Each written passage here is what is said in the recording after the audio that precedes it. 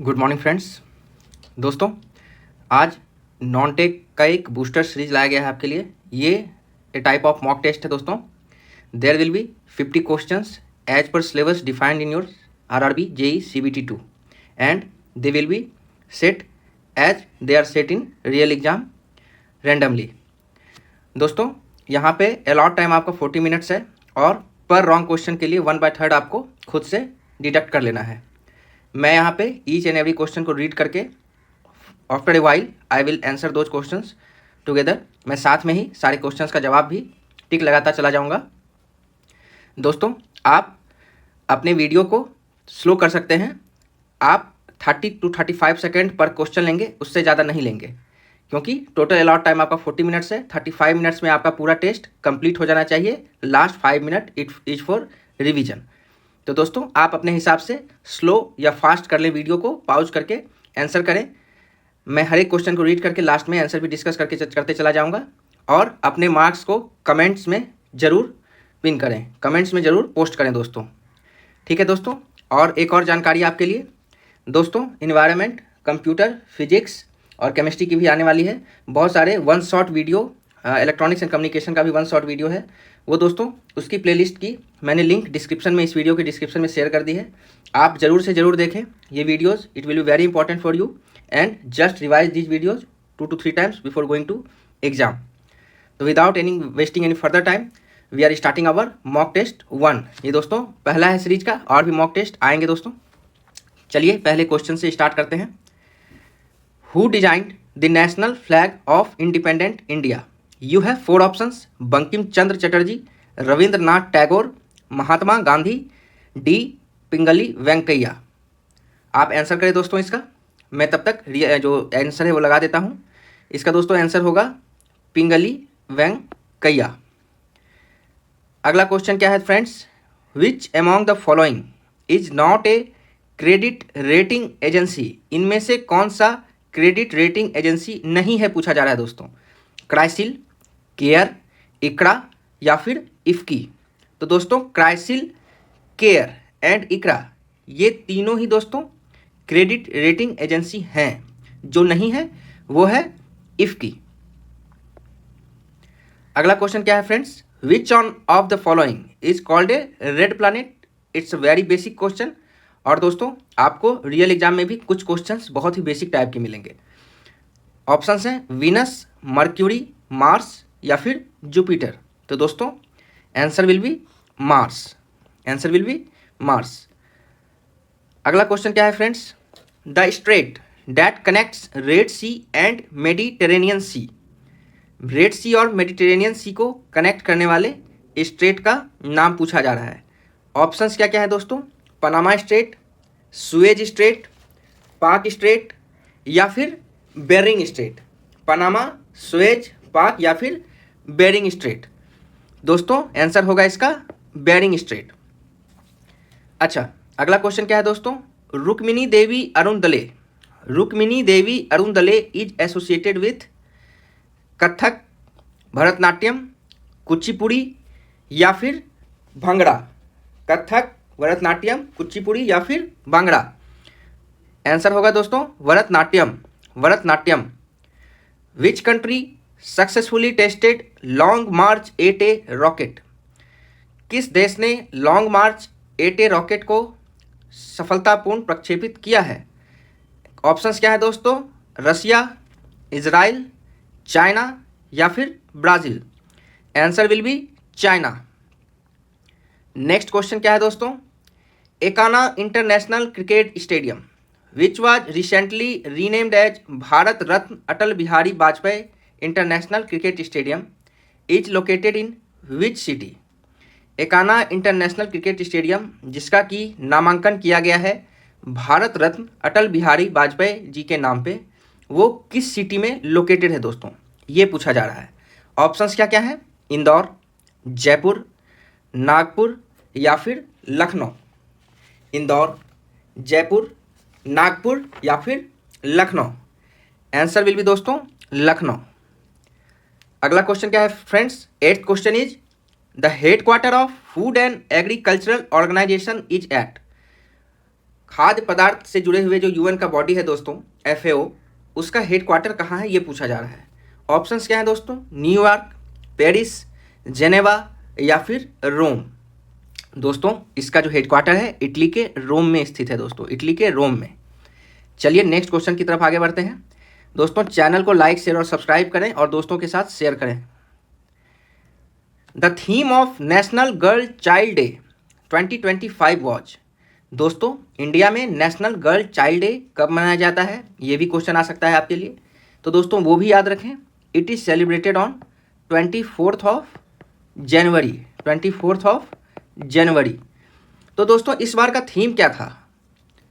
Innovating for girls education, with her a skilled girls force, empower girls before, during, after crisis, empowering girls for a bright future.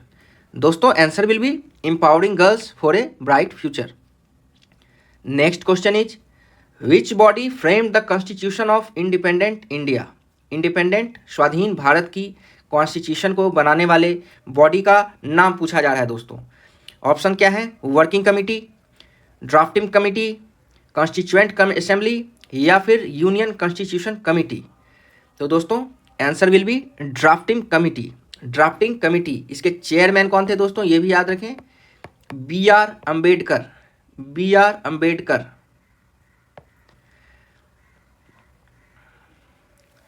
एक question और भी आता है दोस्तों, adviser to drafting committee, मतलब हमारे constitution के adviser कौन थे, तो उनका नाम है BN Rao, BN Rao, BN Rao. Asian game 2026 will be held at. 2026 में होने वाला एशियन गेम कहाँ पे होगा दोस्तों? ऑप्शंस क्या क्या है आपके लिए? जापान, थाईलैंड, इंडिया या फिर वियतनाम। तो दोस्तों 2026 में होने वाला एशियन गेम होगा आपको जापान में। जापान में कहाँ पे होगा दोस्तों? नगोया में, नगोया जापान में 2026 वाला एशियन गेम होगा दोस्तों। नेक्स्ट क्वेश्चन इज प्रधानमंत्री व्यय वंदन योजना, प्रधानमंत्री व्यय वंदन योजना जो है, वंदन योजना, वो किस चीज़ से रिलेटेड है? Giving social security to elder persons, giving ethical education through schools curriculum, financial assistance, मतलब वित्तीय सहायता किनको? ट्राइबल पीपुल को। Next option is giving special powers and privilege to north eastern autonomous district councils. The correct answer will be giving social security to elderly persons. Next question is where is the Lingaraj temple located. Lingaraj temple कहाँ पे स्थित है?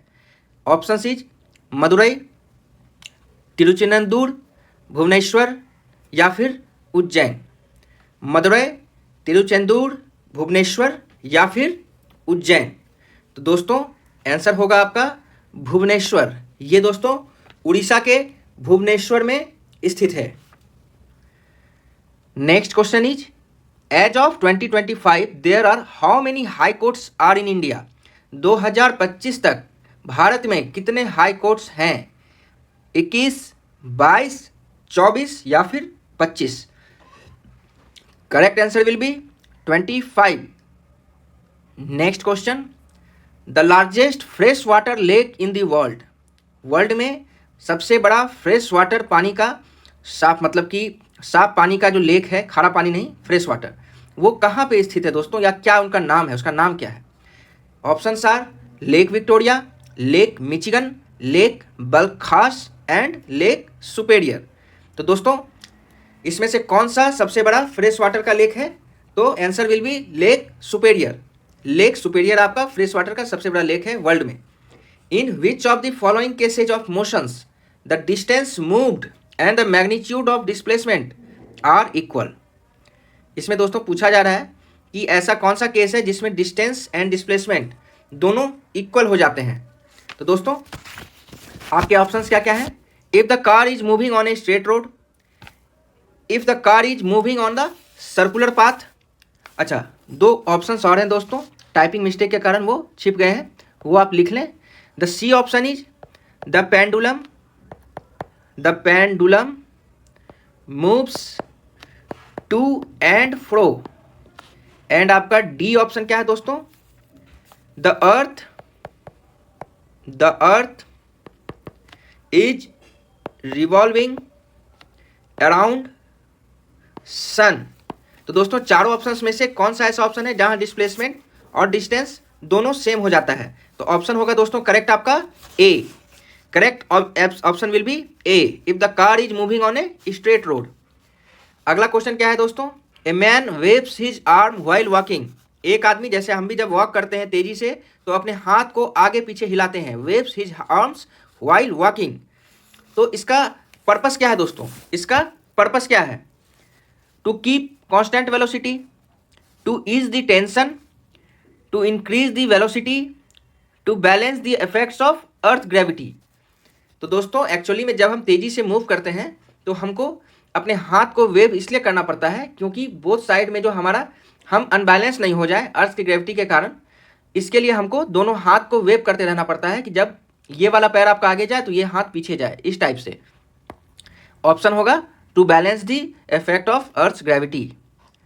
Next question is according to the third law of motion, action and reaction always acts on the same body, always acts on different bodies in opposite direction, have same magnitude and direction, act on either body at normal to each other। तो दोस्तों अच्छे से question को पढ़ें, time लेके इसका answer दें कि न्यूटन का थर्ड लॉ ऑफ मोशन किस चीज़ को एक्शन रिएक्शन के फॉर्म में डिपिक्ट करता है। तो दोस्तों the correct answer will be always acts on different bodies and in opposite direction, B. Tincture of iodine, iodine का जो दोस्तों टिंक्चर है उसके कुछ एंटीसेप्टिक प्रॉपर्टीज हैं। The solution is made by dissolving, किन दो सब्सटेंस को एक दूसरे के साथ मिला के टिंक्चर ऑफ आयोडीन बनाया जाता है? Option A is iodine in potassium iodide, iodine in Vaseline, iodine in water, या फिर आयोडीन इन अल्कोहल, या फिर आयोडीन इन अल्कोहल।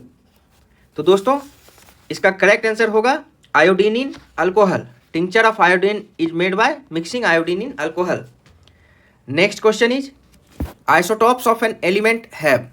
आइसोटोप्स जो होते हैं एलिमेंट के दोस्तों उनकी क्या प्रॉपर्टीज है? द सेम फिजिकल प्रॉपर्टीज होते हैं उनके, डिफरेंट केमिकल प्रॉपर्टीज होते हैं, या फिर डिफरेंट नंबर ऑफ न्यूट्रॉन्स होते हैं, या फिर डिफरेंट एटॉमिक नंबर्स होते हैं। तो दोस्तों उनके न्यूट्रॉन्स के नंबर डिफरेंट होते हैं क्योंकि एटॉमिक नंबर तो जो आइसोटोप है उनका सेम ही होगा, तो डिफरेंट क्या होगा? Number of neutrons. अच्छा, इसमें से पूछा जा रहा है कि विच of the following has maximum number of atoms? 18 gram of H2O, 18 gram of O2, 18 gram of CO2, 18 gram of CH4। ये दोस्तों 9th-10th की केमिस्ट्री से क्वेश्चन है। ये दोस्तों आपको कैलकुलेट करना पड़ेगा नंबर ऑफ एटम्स, एक मॉलिक्यूल्स में कितने एटम है। जैसे एग्जांपल लीजिए H2O का, यहाँ पे 3 एटम है, एक एटम O का, दो एटम है H2 का, पर ग्राम में कितने होंगे और उसके लिए 18 ग्राम में कितना होगा, ये आप दोस्तों निकाल सकते हैं यहाँ से। एक्चुअली यहाँ पे आप मास नंबर अगर निकाल लें तो उससे आपका काम बन जाएगा। आप निकालें दोस्तों, थोड़ा टाइम लें, इसका आंसर करें, फिर मैं करेक्ट आंसर आपको यहीं पे टिक लगाऊंगा। तो दोस्तों इसका करेक्ट आंसर क्या है? 18 gram of CH4, 18 gram of CH4 इसका जो दोस्तों सबसे ज़्यादा नंबर ऑफ एटम्स हैं इसमें। Next question is 10 Newton force is applied on an object of mass 2 kg। 10 Newton का फोर्स दोस्तों अप्लाई किया जा रहा है किसी भी ऑब्जेक्ट पे जिसका मास जो है 2 kg है। तो उसका एक्सेलरेशन ऑफ द ऑब्जेक्ट क्या होगा? एक्सेलरेशन क्या होगा दोस्तों? आपको मास दिया गया, फोर्स दिया गया, आप जानते हैं F = ma। आप क्या जानते हैं दोस्तों? F = ma। तो आप आराम से निकाल सकते हैं इसका answer, that will be 5 metre per second square. Next question is a body is falling from a height h, after it has fallen a height of h/2, it will possess only potential energy, only kinetic energy, half potential and half kinetic energy, या फिर more kinetic and less potential energy। तो दोस्तों यहाँ पे exact answer क्या होगा? ये होगा दोस्तों only potential energy, only potential energy, क्योंकि इसका जो एनर्जी है अभी वो ड्यू टू इट्स पोजीशन है, ड्यू टू इट्स पोजीशन है दोस्तों। Next question is the value of G was first determined by. G की वैल्यू खोजने वाले साइंटिस्ट का नाम पूछा जा रहा है यहाँ पे कि किनके द्वारा फर्स्ट ये डिटरमाइन किया गया था। तो दोस्तों ऑप्शन है Newton, Henry Cavendish, Einstein and Galileo. The correct answer will be Henry Cavendish. अगला क्वेश्चन क्या है दोस्तों? In a hydroelectric power plant more electrical power can be generated if water falls from a greater height because is temperature increases, larger amount of potential energy converted into kinetic energy, the electricity content of water increases with height, या फिर water molecules dissociate into ions. Simple सा concept है दोस्तों, जितनी ऊंचाई से गिरेगा उतना ज़्यादा पोटेंशियल एनर्जी कन्वर्ट होगा काइनेटिक एनर्जी में. Correct answer will be B. Acid rain happens because, acid rain क्यों होता है? ऑप्शन क्या है? Sun leads to heating of upper layer of atmosphere. Second is burning of fossil fuels releases oxides of carbon, nitrogen, sulphur in atmosphere. Third is electrical charges are produced due to friction against clouds. And next is the earth atmosphere contains acid. The correct answer will be burning of fossil fuels. 27 is the metal commonly used for electroplating are. Electroplating के लिए ज़्यादातर use करने वाले metals का नाम gold, sodium and chromium. B is chromium, copper and nickel. C is nickel, lead and chromium. And D is gold, sodium and potassium. तो दोस्तों यहाँ पे आंसर होगा आपका chromium, copper and nickel. They are mostly used for electroplating. What is the most common salt in sea water? Sea water में पाए जाने वाला सबसे कॉमन सॉल्ट कौन सा है दोस्तों? ये पूछा जा रहा है. Calcium carbonate, potassium chloride, sodium chloride, या फिर मैग्नीशियम सल्फेट. दोस्तों जो हम घर में खाते हैं NaCl, सोडियम क्लोराइड, वो समुद्र के पानी से ही निकलता है. सबसे ज़्यादा NaCl ही पाया जाता है दोस्तों समुद्र के पानी में. Next question is which of the following is most recently discovered element? अभी मोस्ट रिसेंटली डिस्कवर्ड एलिमेंट का हाल के 3-4-5 वर्षों में जो डिस्कवर किया गया है, ऑप्शंस में से आप देख के बताएं. पहला है ununoctium 118 atomic number, ununtrium 113 atomic number, ununpentium 115 atomic number, या फिर डी यून सेप्टियम 117 एटॉमिक नंबर. तो दोस्तों आंसर विल बी यून सेप्टियम. यून सेप्टियम जो है दोस्तों वो रिसेंटली डिस्कवर्ड एलिमेंट है. Which one of the following reducing agent can also act as oxidising agent? कौन सा ऐसा रेड्यूसिंग एजेंट है ऑप्शन में जो ऑक्सीडाइजिंग एजेंट की तरह भी काम कर सकता है? S2, H2S, SO2 या फिर HI. तो दोस्तों answer will B hydrogen sulphide, H2S. First super computer developed in India. पहला सुपर कंप्यूटर जो इंडिया में बनाया गया था दोस्तों उसका नाम पूछा जा रहा है. Option is Param, Aryabhata, Buddha and Cray one. तो दोस्तों आंसर होगा Param. Which one of the following is an example of computer software? इनमें से कौन सा कंप्यूटर सॉफ्टवेयर का एग्जाम्पल है? Impact printer, console, device driver, या फिर OCR. तो दोस्तों आप जानते होंगे कि हमारा कोई भी एप्लीकेशन सॉफ्टवेयर या कोई भी हार्डवेयर डिवाइस माल फंक्शन करना स्टार्ट कर देता है जब उसका डिवाइस ड्राइवर अनइंस्टॉल हो जाए, अनअपडेटेड हो, या फिर करप्ट हो जाए. तो device driver is a software, क्योंकि ये तीनों जो हैं OCR machine, console and impact printer, ये हार्डवेयर के एग्जाम्पल हैं. नेक्स्ट क्वेश्चन क्या है friends? Programmers use a variety of dash to communicate instruction to the computer. Programmers क्या यूज करते हैं कंप्यूटर से कम्युनिकेट करने के लिए दोस्तों? तो यूज करते हैं क्या? ऑप्शन क्या क्या है? Programming language, system language, high level language, या फिर लो लेवल लैंग्वेज. तो हम एक इंटरमीडिएट लैंग्वेज यूज करते हैं जो कि हमारा प्रोग्रामिंग लैंग्वेज है, जिसको कि कंपाइलर के द्वारा लो लेवल लैंग्वेज में कन्वर्ट करके कंप्यूटर को समझाया जाता है. Next question is which one of the following displays the contents of the active cell? ये दोस्तों एक्सेल से आपका क्वेश्चन है. एक्टिव सेल का कंटेंट डिस्प्ले कहाँ किस तरीके से होता है? Which of the following displays the contents of an active cell? Option क्या क्या है? Active cell, formula bar, menu bar, या फिर नेम बॉक्स. आंसर होगा दोस्तों फॉर्मूला बार. एक्टिव सेल का कंटेंट डिस्प्ले कौन करता है? Formula bar. A software use to convert source program instruction to object instruction is known as.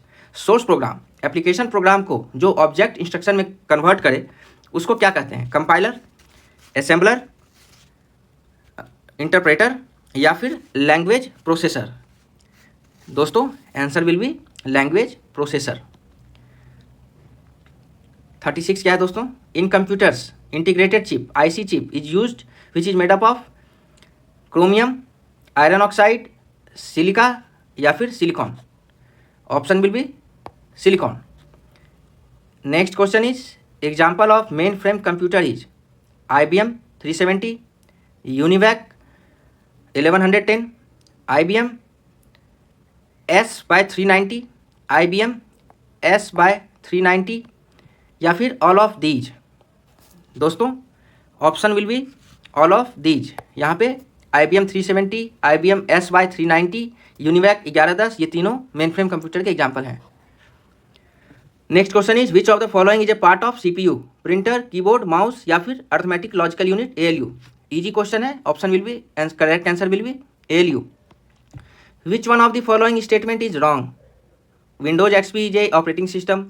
Linux is owned and sold by Microsoft. Photoshop is a graphical design tool by Adobe. Linux is free and open source software. आप सभी जानते हैं दोस्तों, Unix, Linux ये सारे free open source software हैं, ये Microsoft के द्वारा ऑन नहीं किए गए हैं। तो option B is incorrect. Next question is pointing device includes the following except? A mouse, B light pen, C track ball, D keyboard. Pointing device इनमें से किसको इंक्लूड नहीं करता है, ये पूछा जा रहा है दोस्तों। तो that is keyboard. Keyboard not a pointing device. Mouse, light pen, track ball ये सारे आपके पॉइंटिंग डिवाइस हैं, कर्सर से पॉइंट करते हैं या फिर लेजर से पॉइंट करते हैं। 41 question is the two component of an ecosystem are plant and animals, plants and light, biotic and abiotic या फिर वीड्स एंड माइक्रो ऑर्गेनिज्म। तो दोस्तों the correct answer is biotic and abiotic are the components of ecosystem. Next question is which gas is responsible for green house effect? CO2, O2, S2 या फिर water vapour. The correct answer is carbon dioxide. 43rd question is cutting of trees in a forest is called? Afforestation, deforestation, reforestation या फिर none of these. Cutting of trees को दोस्तों क्या कहते हैं? Deforestation. और प्लांटिंग ऑफ ट्रीज को क्या कहेंगे? Afforestation. Next question is the sound of which intensity is regarded as safe noise level for a city? मैंने दोस्तों आपको वन शॉट वीडियो में भी पढ़ाया है, सिटी के लिए, इंडस्ट्री के लिए, होम के लिए क्या क्या इंटेंसिटी लेवल सेफ माना जाता है। अगर आपने सिटी का पढ़ा है और आपको याद है तो आप आराम से क्वेश्चन कर जाएंगे कि सिटी के लिए सेफ साउंड लेवल कितने को माना जाता है दोस्तों। The correct answer will B 45 dB। ये दोस्तों इसको करेक्ट कर लें, ये डी है, 45 है, 45 dB। Next question is the green plants are called? Producers, consumers, decomposers या फिर none of these. The question is easy, answer will be producers. Total organic matter present in a ecosystem. Total organic system matter जो present है ecosystem में दोस्तों, उसको हम लोग क्या कहते हैं? बायोटा, बायोमास, बायोटिक कम्युनिटी या फिर none of these. Answer will be biomass. Which one of the chemicals is responsible for reduction of ozone content of the atmosphere? दोस्तों एटमॉस्फेयर में जो दोस्तों ओजोन है, जो कि हमको अल्ट्रावायलेट रेज से बचाता है, उसको कम करने वाले, उसको क्षति पहुंचाने वाले कंपाउंड को हम लोग क्या कहते हैं?